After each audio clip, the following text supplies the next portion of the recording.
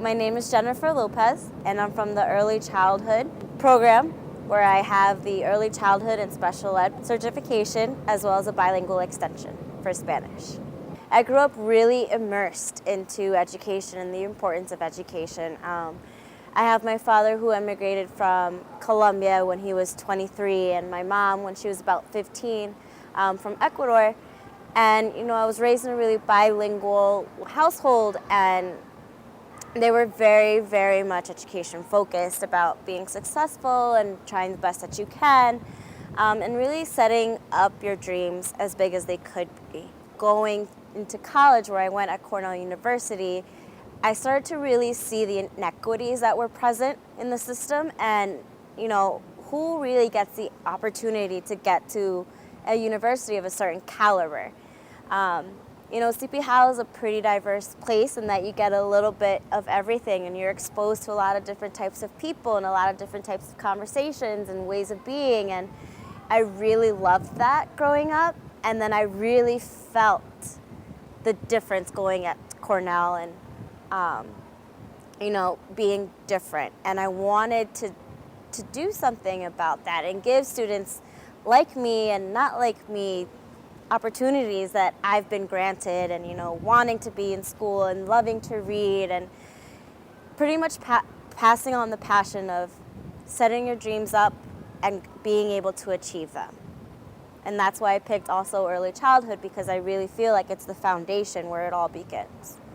A lot of the supports that I was going to be able to take advantage of while I was here, not only the amazing staff and professors, but also I've been able to be part of the first class in the early childhood degree where there's a Quiere scholarship, and that really supports students who are trying to make an investment in going into, quote unquote, high needs areas and teach there, part of the Board of Education. And that's where my passion was and kind of fit right in there. And along with that, I have a 2-year obligation to work in the Board of Education, which is exactly where I want to be. I was also a Zankel Scholar while I was at TC, and that was one of the best opportunities I've ever had. I got to work with Mariana Soto Manning, one-on-one, and really plan, really get into meeting students' needs, and fitting in the Common Core with fun and interesting activities that showcase students' abilities and their strengths.